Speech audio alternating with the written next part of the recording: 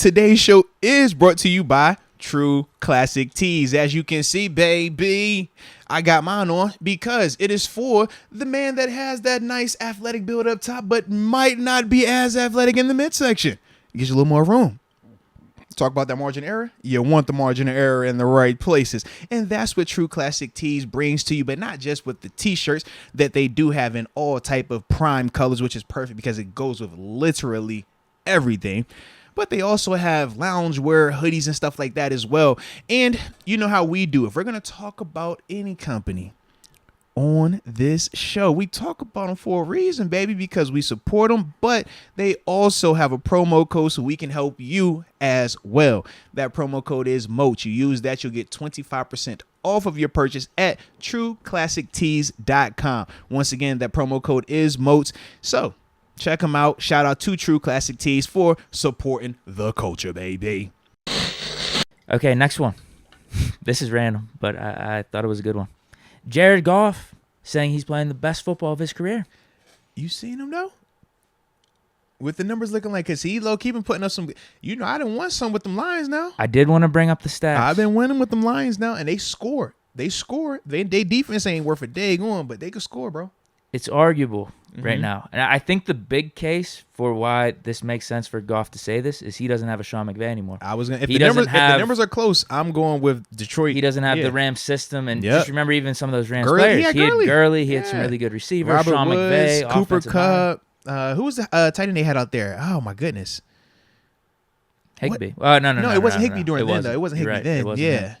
But they even had the tight end. Was it Gerald? No, it wasn't Everett. It might have been Everett. That's what I was thinking. Yeah, but it was like he just had more talent out there. It was a different scene. Whereas Detroit, nobody thought that he would have success in Detroit. We thought it was one of the ones where Detroit is doing a fire sale, so they got rid of Stafford and they're just gonna take your crumbs. But Goff has been productive out there, man. He been putting up some numbers, man. So what's crazy is his best touchdown interception ratio was in 2017. He made a Pro Bowl, 1.5%. He was 28 touchdowns, 7 picks. No, was that the year the Rams went? No, the Rams didn't go in 17. No, they went in like 19. Yeah. 18 or 19. It was 18. But like the year was 19. You know how the year flips in January. Right.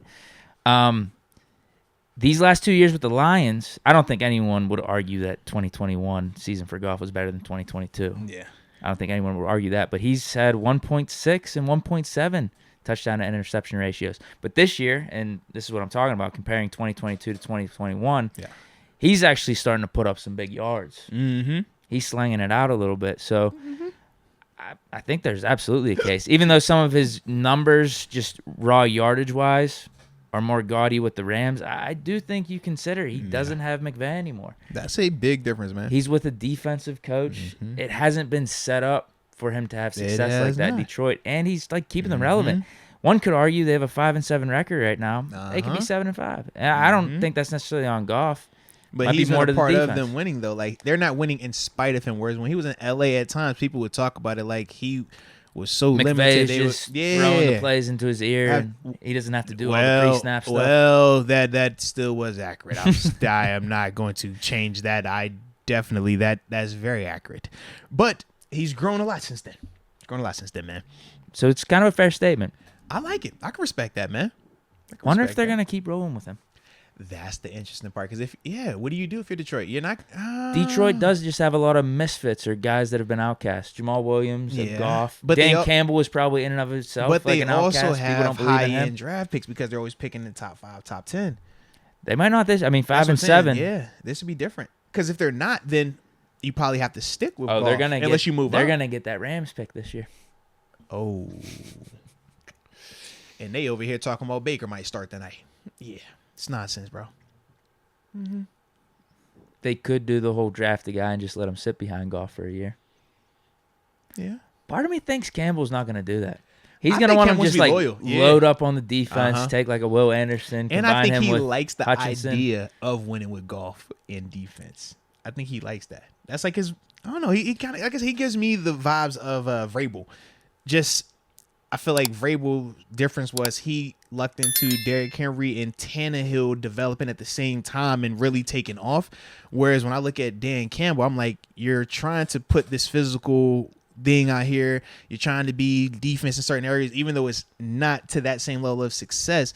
But when I look at their offense, I'm just like, you haven't found that just bell cow that makes your team unique just yet. Because you're trying to play defense, but it ain't enough just yet, man. But they got some pieces, though, man. And you see they're starting to build the pieces on offense with the Jameson Williams, Amron St. Brown's not bad. Their running backs aren't bad, but you're right. They almost need like a Derrick Henry type of dude. Because their O-line's pretty good. Yeah. I mean, Penei Sewell's out there. Obviously, they got pieces, man. Like you said, offensively, defense, Aiden Hutchinson's out there. Like, they got players. But yeah, I could see Campbell with that Rams pick then taking like a Will Anderson, combining him with Hutchinson and just locking in that way. All right, we got a couple more. Let's do it. Well, speaking of Baker, gets picked up by the Rams. Waivers. Warford last week, close game against the Seahawks, and it's up in the air whether or not Baker or Wofford. How do you say his name? Wofford? Wofford. That's what I say. Wofford.